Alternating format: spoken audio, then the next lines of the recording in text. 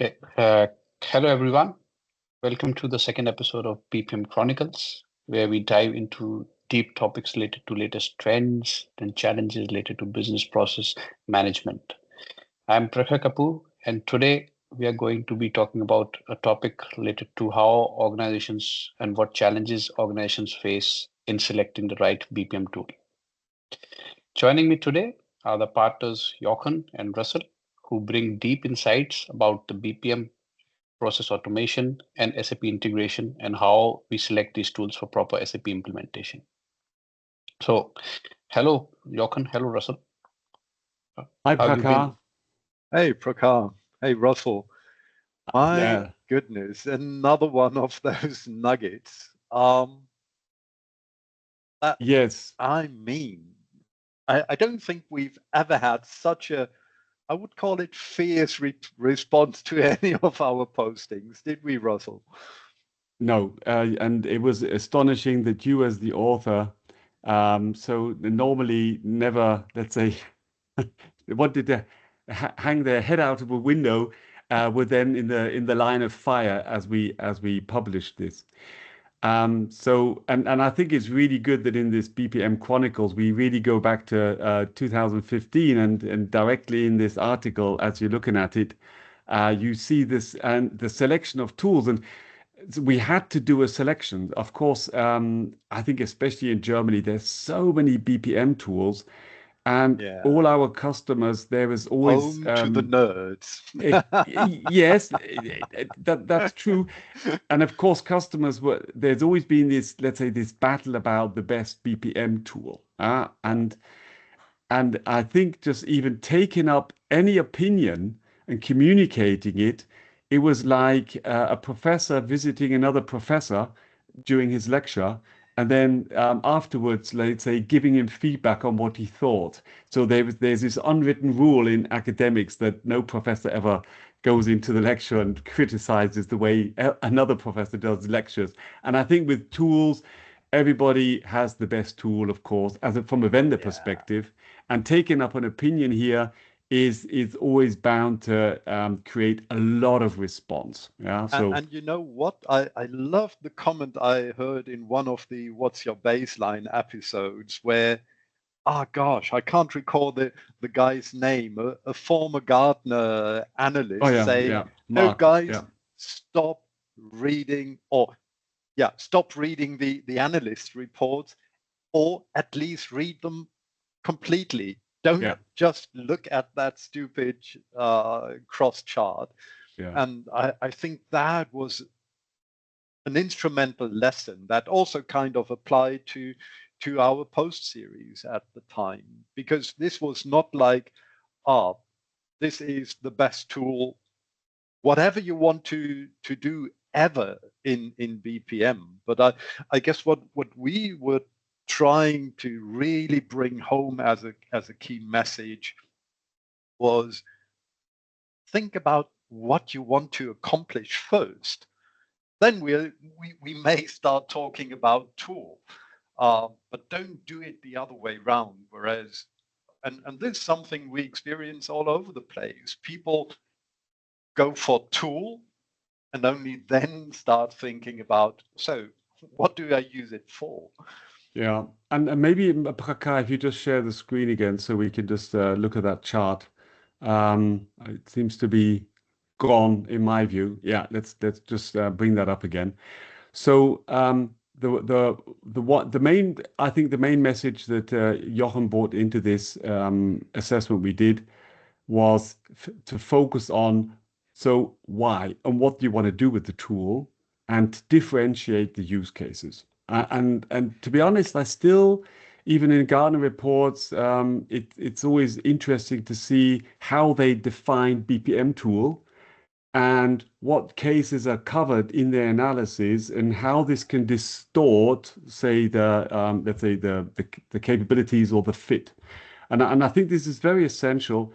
A lot of customers we talk to, they have a, let's say, low maturity. They're doing their first steps, but they of course they say we want to do this for the next maybe 5 to 10 years. So they're looking very much forward. But our experience says you should really focus on what your key use cases are, because they're going to be the ones that are going to dominate your success. And what I also think is quite cool around this article, we can maybe dig into that. That is just the selection that we have here on the plate. Yeah, it is by far not from complete.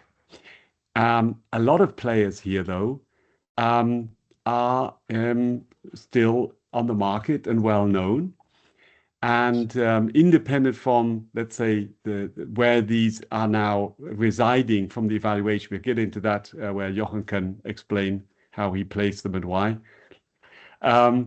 Is that we have here Aris Signavio, I think still, very dominant. We individually looked at the Aris Cloud Basic, which was like a very lean, I think that was the Aris Express upon offering there. We have Zimbio, very interesting, because now Zimbio is being acquired by Celonis. So is that actually the CPM or the BPM, let's say, machine in the Celonis offering? We have Adonis, Aeneas, still players on the market. Then we had the Visio, which is kind of like the Microsoft, let's say, answer. And there was some additional capabilities built around the Visio modeler, and DHC Vision. And I don't know, I can't even say what Innovator really does. So if I look at this, I would say they're all still on the market, except for I can't place DHC Vision in how far they are. Have they grown? What their presence is? I'd have to check that up, but I haven't really encountered them a lot. Okay, Visio's Visio and the BPMN modeler there in them times, there were a lot of approaches to use software, a Microsoft stack with SharePoint and Visio in combination to build up repositories. Yeah, that was there was a trend there, but that trend doesn't exist anymore. That you don't see a lot of that. So most of these players are still on the market. They still play a significant role. Some of them more, some of them less. Of course, Ignavi being acquired by SAP, Zimbio being acquired by Celonis.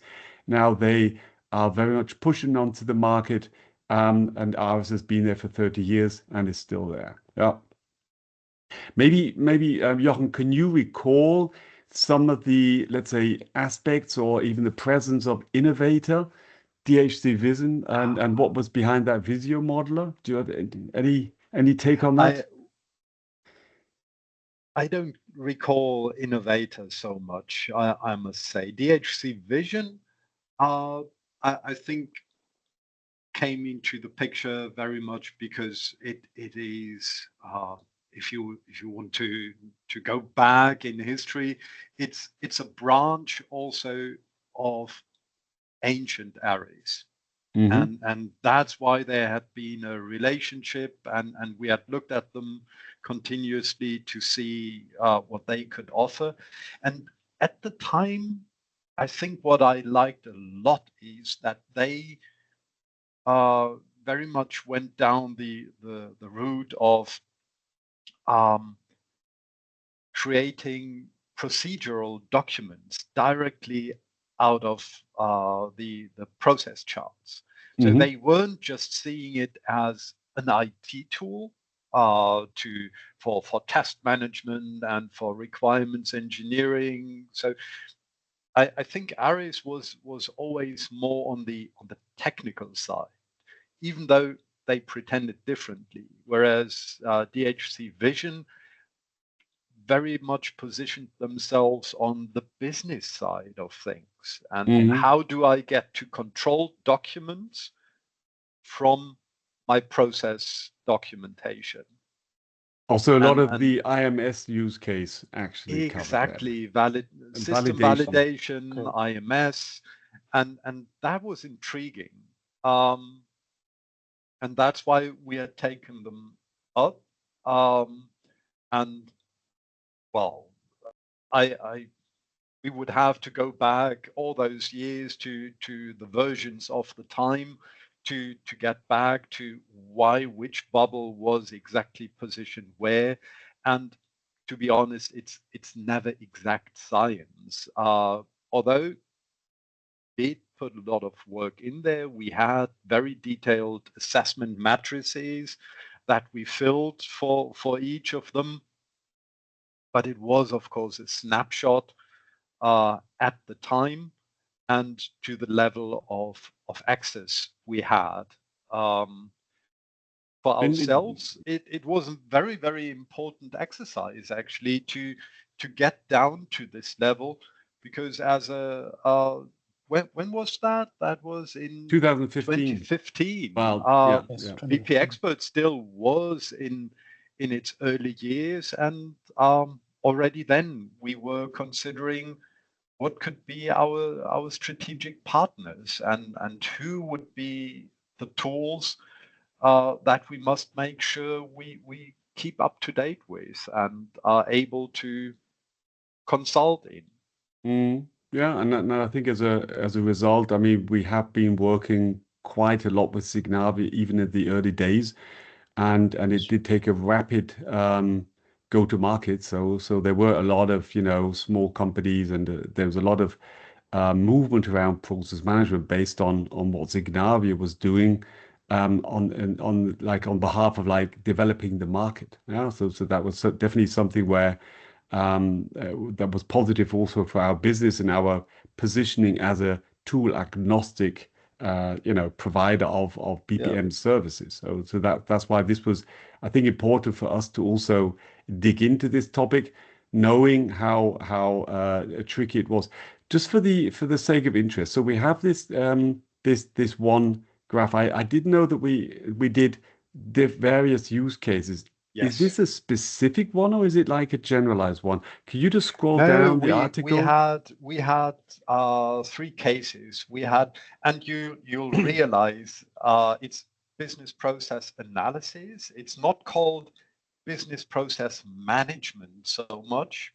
This is really much more on the focus of getting your processes documented, get a first overview of them, build an architecture.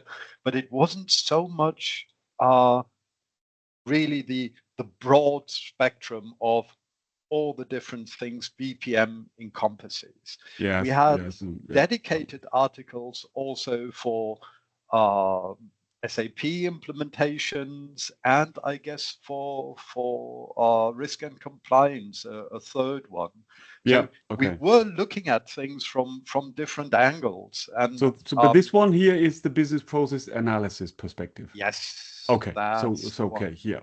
So yeah, that's what I think is important, and maybe the other ones we can take up separately, that we have a look at them, or we switch over. But I think from a time-wise, we already went down this rabbit hole.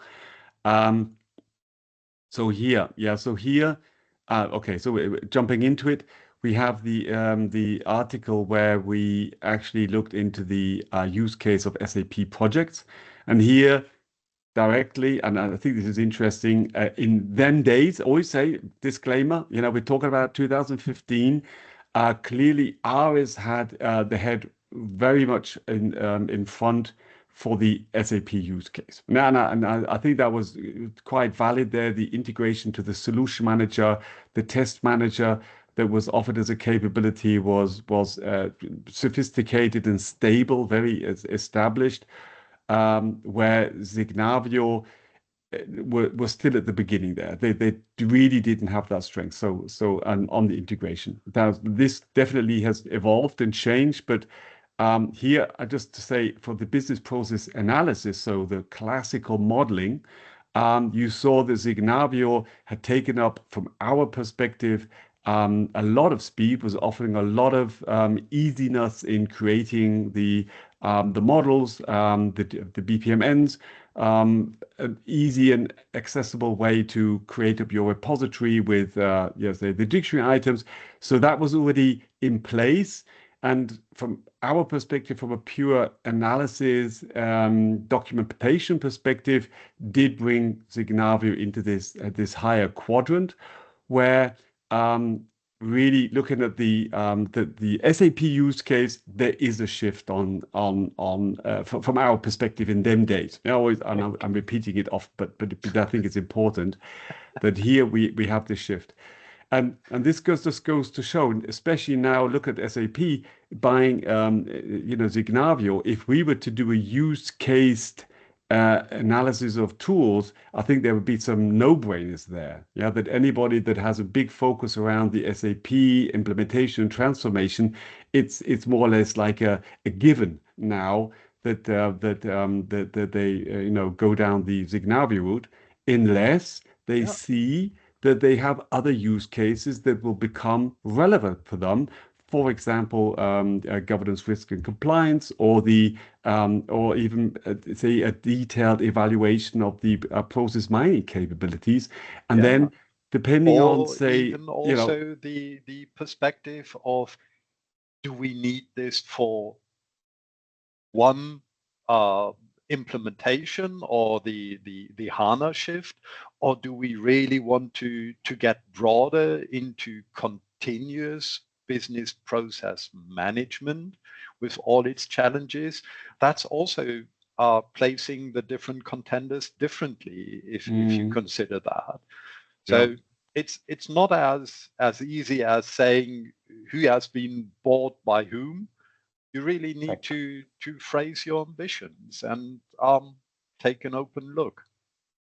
Interesting as well, I think, is of course that where we got into the line of fire of the interpretation of this very, let's say, very soft factor smartness and easy to use. So you say, okay, so smartness is okay. How capable is the tool? Yeah, it's a very nice way of saying that.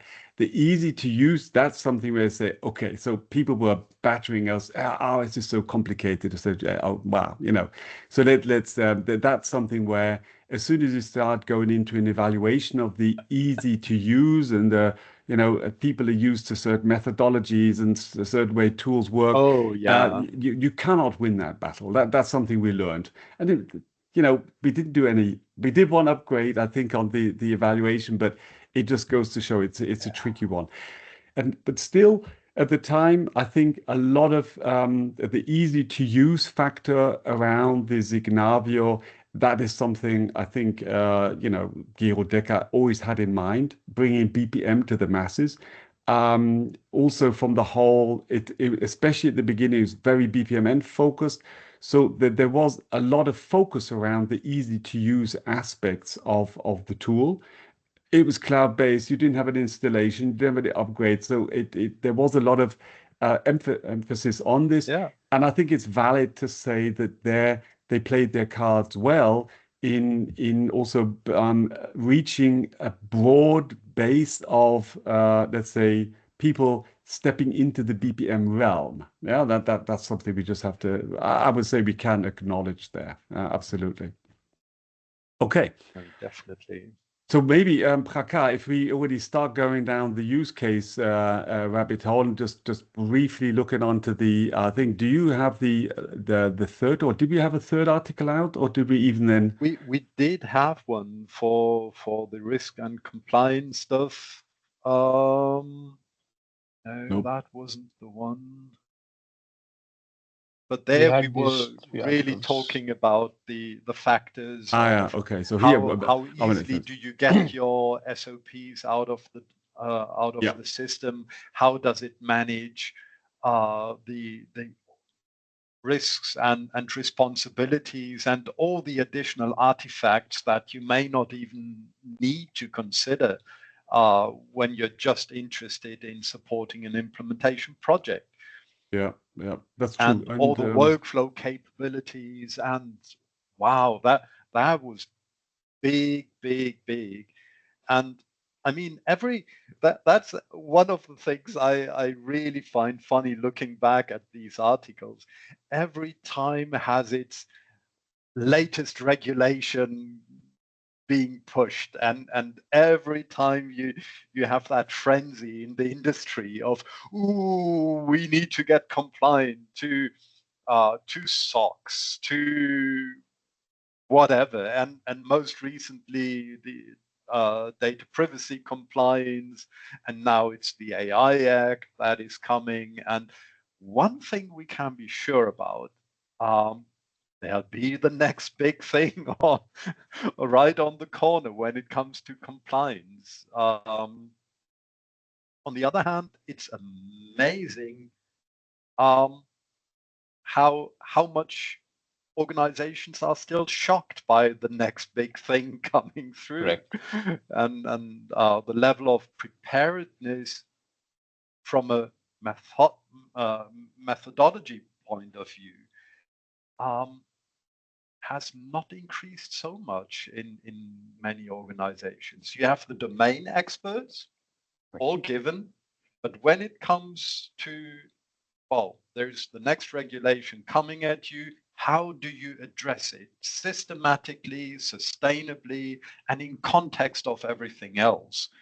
That is still something that many companies struggle with, and across all sizes.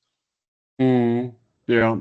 And then looking at the market now and looking at the players here, I see that for say certain tools like Aeneas, they've more and more focused on also covering like the compliance and the governance risk like aspects. There's a lot of other smaller tools that really focus a lot around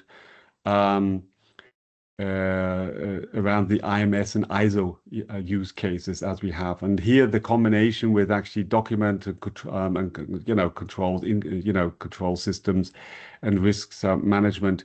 There's something that I think that the tools to a certain extent have specialized in certain areas for these cases. That's what we see on the market.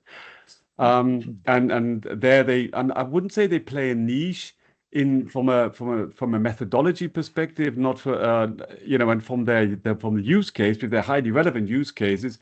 But typically, it's like do they play on a global enterprise corporate level, or are they kind of like more suitable from the stack of capabilities for mid-sized companies? So it's like a mix there.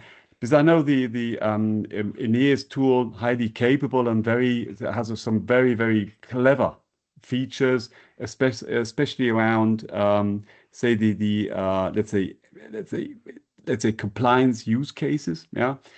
And Adonis, I think, has also established itself also as a capable tool, which has actually quite a bandwidth of use cases covered without being too over expensive or too over complicated. So also like for smaller companies, the easiness of use and smartness is in a good balance there. So definitely I think for customers there's still a lot of choice out there. And I still believe that the use case based approach makes so much sense to get through this vast amount of new topics popping up, especially from the vendor side, and telling you need this, you need this, you need this, you need AI, and it really is. As you was mentioning about the organizations themselves, so who's actually catching up on actually using all these features? Yeah, so even in an ARIS environment, we're going, yeah, okay, so 80% of our customers use 20% of their ARIS capabilities, something like that. You say, yeah. But let's be honest, is it so different about Excel? How many users are using it to its full capability? Oh no, I only know one person, and that's you, Jochen. That's only you use 80% of the functionality. Hardly. Yeah, I agree. No, but the point I guess really is it's worthwhile looking at what you want to do and only then start searching for what is the tool that will support me best on that. And I guess what we've learned over time, as we've always stuck to our claim of being tool agnostic as a company, is that when we're called to a client and they have their tool set, we've always been able to work with it and get their case resolved. We never had to get into a project and say, first thing we do is change your BPM platform. The problem is usually very different from that. And that is with the methodology, that is with the stringency, that is with the focus. And that's where we can help, no matter what they have deployed on their side. And yeah, so I think that is something where our approach to knowing many, being experts on a few less than all of them, but being able to work with all of them has really proven valid and valuable. I mean, normally I would have said, "Do we need any closing words?" But I think Jochen, after that statement, I mean, what is there else to be said? So Prakhar, do you have any further questions, or have they all been answered?